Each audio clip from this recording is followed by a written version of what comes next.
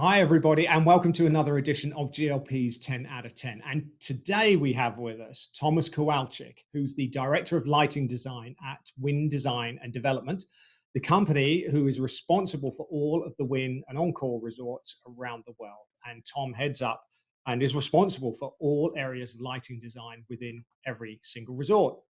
Growing up on the East Coast of America, Tom attended Temple University in Pennsylvania, where he got his first taste for lighting in both the theater and the TV departments of the campus. After leaving Temple, Tom got a job with the design great David Hersey, who'd begun working on projects already in Las Vegas. It wasn't long before Tom found himself working as part of the team on those projects, which included the famous Volcano at the Mirage and shows at Treasure Island. Something about Las Vegas was starting to stick. Tom then began working on the iconic Siegfried and Roy show. As Las Vegas continued to grow, Tom found himself transitioning more and more over to the architectural side of lighting, with his current role having responsibility for the lighting in every area of the Wynn and Encore resorts, as I mentioned, and that's globally as well. It's a job that certainly brings variety and new challenges, I'm sure, on a daily basis. Welcome, Tom Kowalczuk. Thank you. Thank you very much. Great to have you here. And yeah, just a fascinating job you must have. It's a great job. Every day I come in, there's something new I do. I design a different space every week. Yeah. So it's fantastic. Brilliant. And of course, you're I think one of the first designer that we've had on who has made that transition from entertainment over to architectural. And so I guess obviously through that process, you're able to still dip into both sides of when you need to through your design process. Yes. For example, at our hotel, we have a couple nightclubs. One's called Excess and one was Surrender. I designed the first Excess, believe it or not, the whole enchilada, even the theatrical. Okay. And in Surrender, I designed the architectural, and then what was his name? There was another guy that designed the theatrical. But nowadays, what they do now is that the people that run the clubs will bring in somebody that they just know does the perfect job, like Steve Lieberman. Okay. And Steve's fantastic. And I will step aside. And of course, how we usually work it is Steve would do the theatrical lighting or the lighting in the club. And I would do all the architectural lighting outside the club, okay, where the people sit and so on. So it's a great harmony we get together to work with them. And I really enjoy that.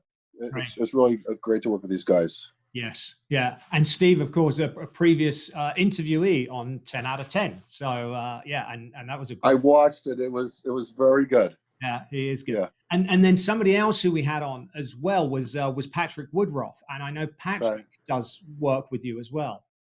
Patrick's part of the Wynn family. Yeah. We use him a lot. He just got done his last job, and he does have an architectural side to him. He has a partner named Adam who does that, and they designed for us.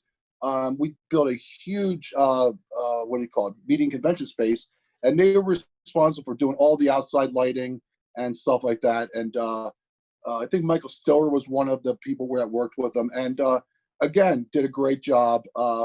Right now, and then Patrick also just did a theatrical thing for us for the Lake of Dreams, which I haven't seen yet, by the way. I'm a little embarrassed to say, but I will see it, Patrick. I promise if you're watching. But he did that, and like I said, we have a team of people like that. Michael Curry's another gentleman, and Patrick does work for us here at Wynn, Las Vegas, Macau, China. I'm not sure about Boston yet, but anyway. He's part of the Wynn family for sure, and we love him. We also use a lot of David Hersey. You familiar with David Hersey? Yeah, very much so. Yeah. So I worked with David on the Volcano and Buccaneer Bay and the Bellagio Tower, the fountains. Right. That must have been brilliant working with him. I've met him a few times, but I've never worked with him. I mean, but absolute genius. Yeah, and then we did the first two, me and him, and a team. We did. The guy named Tennyson was with us too, but we did it. And I remember going to a party one night, a stage party, and there were some lighting guys that were going, "That's David Hersey over there," and we're just hanging out, man. I was married at the time, and it was just he was like a star, Yeah. like you said, and but now he's, I think now he's just living on his boat, just enjoying life, which is fantastic. Yeah. Yeah. He's earned it. No, but absolutely, yeah. He was one of those. When he walked into a room, everybody started whispering, for sure. Yeah. Think about what he has under his belt. I mean, theatrically, Cats, and I took him once to see Cats when I was together with him, and this is when they were doing Cats as a stage production. I mean, as a stadium production. Okay. And he hated it. I mean, but just think about his design went to a stadium, and I made them all stay because I never saw it before. So they had to sit through it. And of course I'm crying during, memories. Right. No, but it was funny because they all wanted to leave. And I'm like, no, you can't leave. I think I drove too, so that was another problem. But we all watched at the Thomas and Mack Center. That's how big it was. So that was a while ago. So it absolutely must just be fascinating. I'm sure we could sit here all day and talk about your job. I'd be absolutely fascinated by it, really. So it could go that far. I mean, it's amazing how much designing I do. It's great. I mean, like in one day I can design a famous restaurant, and then by week's end I could be designing a public bathroom in the same space, and then between that I've got a ballroom, and I have a casino cage to do, so there's always designs going on in my world. So yes, right now I got about 13 jobs lined up right now to finish, so I'm pretty busy right now. That's just incredible. And I imagine, sorry, just before we go on to our questions, I imagine that there's, there is a big mix of obviously creativity in what you do, but combined with technicality as well. And I guess there are certain, safety aspects. You're lighting a lot of public areas. There needs to be minimum light levels. And then also I imagine just the casino part, there must be certain requirements, around a gaming table, for example, that people need to be able to see things clearly, and so making sure it's the right color temperature and color rendering and lumen level and everything is all part of the process, I imagine. I got to make sure there's not a shadow on a craps table, because if the dice fall in that shadow, let's say it's in the corner of the table, and the camera, the eye in the sky can't see it, then there's a problem. So yeah, and you're absolutely right. Everything I do has to follow strict codes. Controls have to be considered. I mean, UPSs, so in case we lose power, battery backups available, not just generator power. Everything's followed per code by the Illuminating Engineer Society of North America, which is the IES. Yes. That's what we follow, and it has to hit so many foot candles. You're right. There's areas where if somebody trips, which I have every now and then, if somebody tripping on a stair, I have to make sure with my meter that it wasn't per lighting that did it, or whatever. So it's very strict. It's a lot different than stage, Right. But it is very strict. Yes. Yeah. So. Yeah. And then, of course, I'm sure obviously mixed in with that, I mean, there's a lot of beautiful architecture within the hotel that you want to light, and obviously bring the creativity to the process as well. Absolutely. The architecture, I always tell the designers, if you're going to put something up there, if I don't like it, don't put it up there. I mean, because you're not going to see it. So, but we want to like the architecture, and I'll tell you what, the design team at Wynn Design is the best, and we have such great architecture to light, and it makes my job easy. Right. And so we light the architecture first, and get that all going. It's been pretty good. I mean, with now we did have a transition from our previous CEO, which was Steve Wynn. He's no longer with the company, so now we're into a transition, and our new designer is a little different than the other designer. It was a changing of the guards, right. And it's really new, and it's fantastic. Yeah. The new designer, Todd, who I'm working with, he's got a great mind and a great design eye, and I'm really excited. This all happened, by the way, just about 6 months ago. So, right. So it's, so it's right in the middle of a pandemic. In the middle of a pandemic. And he's fantastic. And the old regime was fantastic too. So I'm so lucky that working here and working now, we're under two great designers. The previous designer's name was Roger Thomas, who he's the man. I mean, Jesus, he's the man on the mountain, and he retired, and that's what made Todd come in. Okay. And he's fantastic. So it's all good here. Brilliant. Yeah. Brilliant. What a fantastic opportunity. Yeah. Really. That's it is. All right, let's try and get to the 10 questions for you then, Tom. So okay. Winding all the way back to the beginning, what was your first I've written show, but I guess back then you were doing entertainment. So what was your first show as a designer? Well, after I got out of school, I became a technical director with a summer stock place, just to, mm-hmm. So we were doing shows there. Mr. Roberts was my first real show, which was the worst show in the whole world. I don't know if you remember. I don't know if you know that show. It's I don't two know. Guys on a boat. But then I went to work for Donald Trump in Atlantic City, mm-hmm. and I started doing some shows for him there. But while I was doing shows, I started doing architectural lighting too. So I would work on things outside the theater, and I'd work on his boat at the time. This was way before his president, just for the record. Right. He was still in Atlantic City working. And then I finally came out and worked with, like you said at the beginning, with David Hersey on stuff. I guess when it came to design of a show, it wasn't until when I started working at the Siegfried and Roy show that we started designing really theatrical lighting. I worked with, I think who designed that show was Andrew Bridge, right, from Family Opera. And boy, he made the greatest design package you've ever seen. I've ever seen ever. They threw the kitchen sink in this design for Siegfried and Roy, and they just bought it.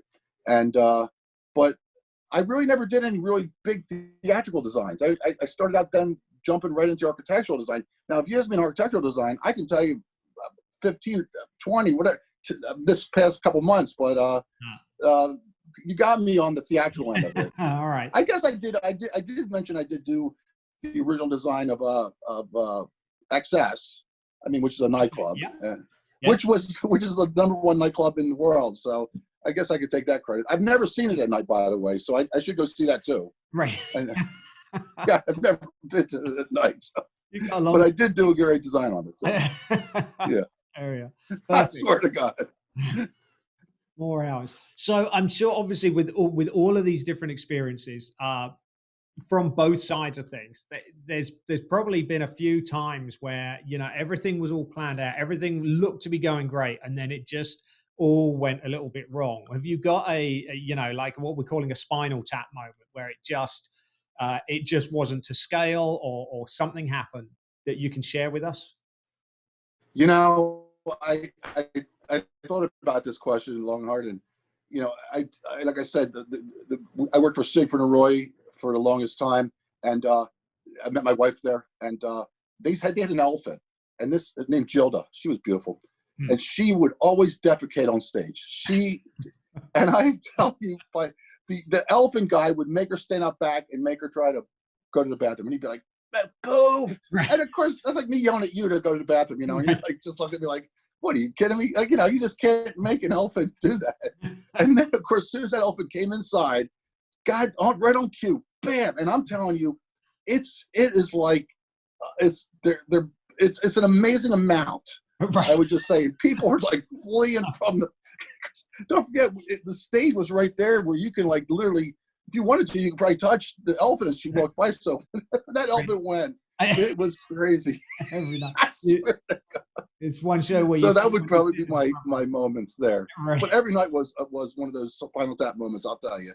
Right. We always had something crazy going on there. Sounds like fun. Stay out of the first couple of rows with. Please do, yeah.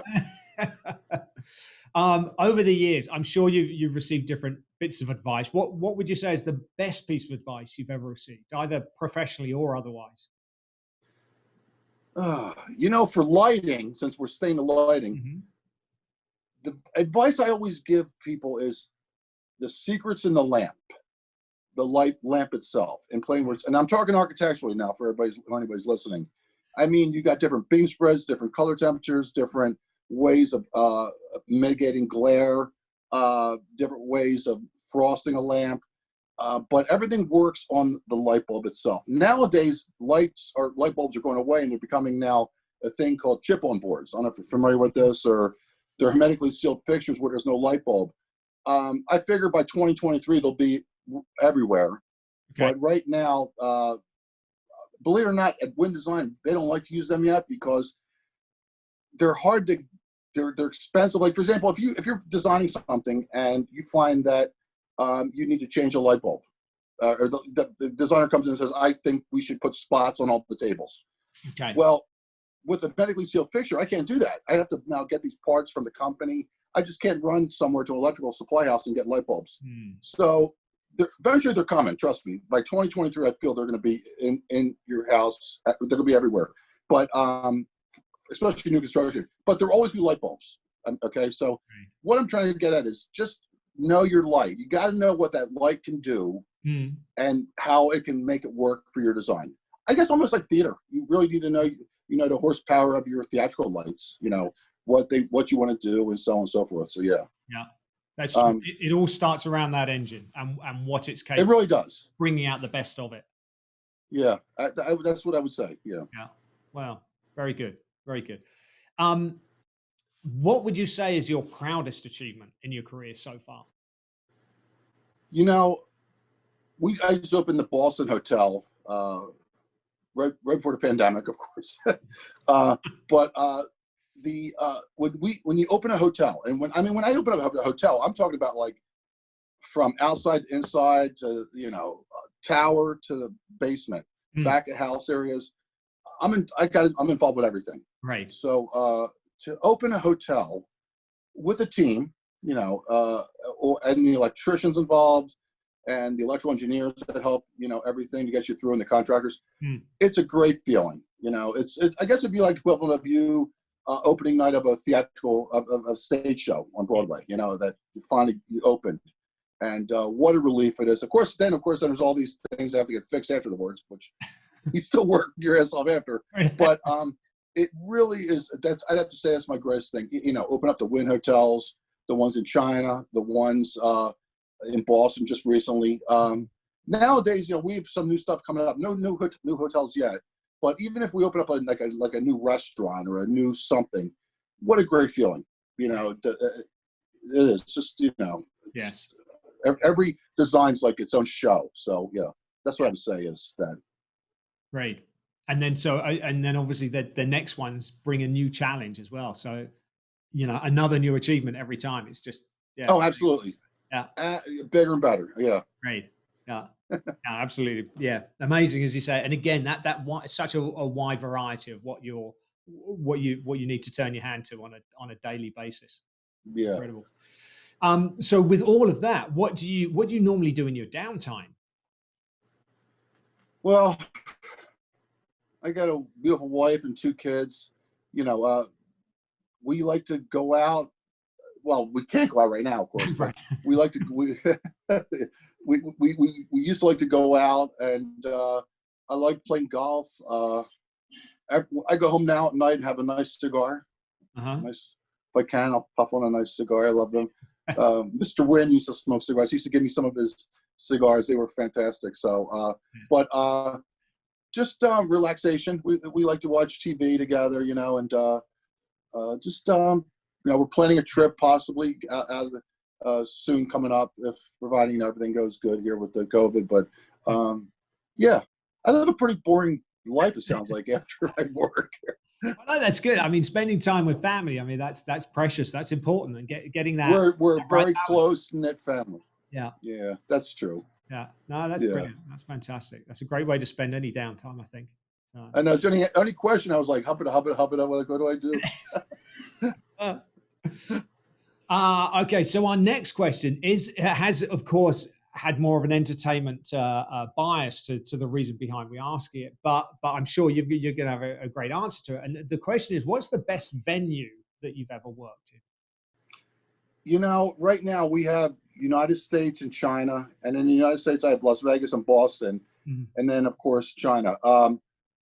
Unlike theatrical designers that may have a favorite concert area to go to do, each one of my spaces is so different. Like in Boston, when I go there and I work with the local trades there, it's the heaviest unions I've ever seen. I mean, you can't do it. It's amazing how thick the unions are over there. In Vegas, I'm known more in Las Vegas with the trades, so I feel more comfortable here. When I go to China, it's really there's a language barrier sometimes, and I do have 2 designers that work over there for me. They were fantastic, and they helped me with the language barrier. But it's hard sometimes there too, because like I remember one time trying to get a hammer, and it took an hour to find a hammer because nobody could find a hammer. So everyone's are so different. And this question is more for a theatrical kind of guy, but I would say that each place I go to is my favorite. But I do like, of course, being in Las Vegas because it is my home, and you know, I just know everybody here, and we're a good team here in Vegas. Right. With all, you know, with Wynn Design, we're not only we're lighting design, interior design, architecture, construction, purchasing. We're a complete unit. So I mean, we have a team that is fantastic all the way around. So we do everything. Yeah. There you go. All right. So back to Las Vegas it is. Do you have a favorite between the Wynn and the Encore? Do you prefer one over the other? Or are you not allowed to pick favorites? Oh man, yes, that's a tough question there. Yeah, I got to be careful on this one. All right. There are 2 different hotels. The Wynn seems more comfortable to play in. Encore's more high end. Okay. I've always heard people say to me that they like playing at the Wynn and staying at the Encore rooms. I personally, I don't go there much because, you know, just because. Right. But when I walk through there, they both are doing fantastic. Right. You know, gangbusters.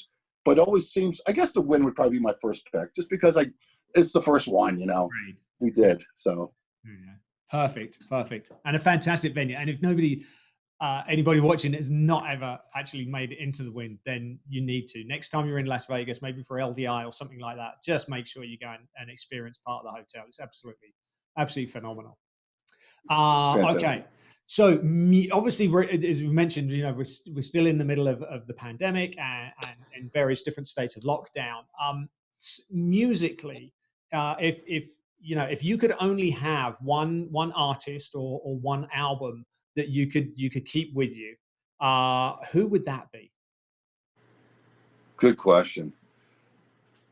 You know, when I sit down and start designing, you know, sometimes I listen to Howard Stern, and I can't design with Howard because it's too crazy.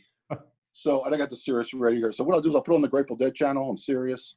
Okay. And I'll listen to those guys. And I'm a little bit of a deadhead.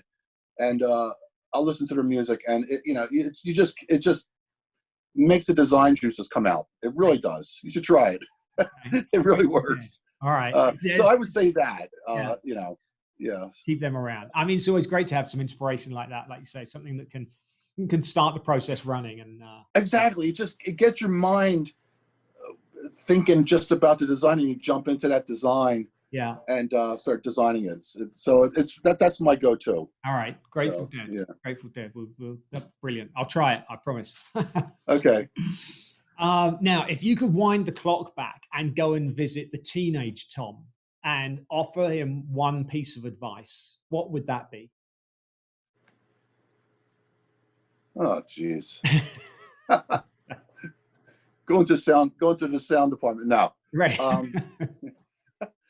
I don't regret anything I've done. Mm-hmm. I've always found school to be fantastic. I always wanted to go to school. You know, a lot of my friends didn't want to go to school and whatever. I always wanted to go to school, and I kept going to school, and I pushed myself, and I wouldn't change a thing. I really wouldn't. I'm proud of, how I got to where I'm at, and worked hard. So, yeah, that's, I would say I'm good with that. Right. That's fantastic. That's great to be able to be in that position, to be able to say that. And yeah, that's just phenomenal. It's fantastic. I mean, I work with the best, I can't complain. Right. I really, it's sometimes I pinch myself. It's, it really is. So. Yeah. Wow. That's fantastic. Yeah, just there's a phrase I've heard once: you should always be whistling on the way to work and not on the way home from work. So to be doing something that you enjoy so much, to have that passion for it day after day is again, I like that. Yeah. Okay, so for the next question, if you were able to sit down for a cup of coffee with or a cigar with anybody at all, living or deceased, who would that be? Oh boy.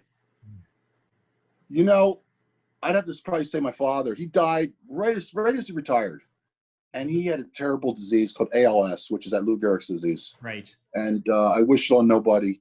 And I just when he started to retire, he got sick, and I really probably would say him. Right. I miss him, and I would love to spend some time with him again. He had a tough journey at the end, but that's who I would like to see again. Right. You know. Yeah. So yeah. Phenomenal choice. Absolutely. Can't be. I can relate to that. Absolutely. Can't be. Can't be better than that. So great. Okay, and so here we are, almost too quickly at the final question. So when we're finished with the interview, your phone's going to ring, and it's going to be Team USA, the Olympic organization, calling you up, and they're going to talk to you about competing. Now, it could be for the Summer Games or for the Winter Games, but what's the sport that they're going to call you up for? What have you always fancied having a go at? Well, it has to be breakdancing. You know, right. You heard, right? Yeah, it's going to be new in the next Olympics.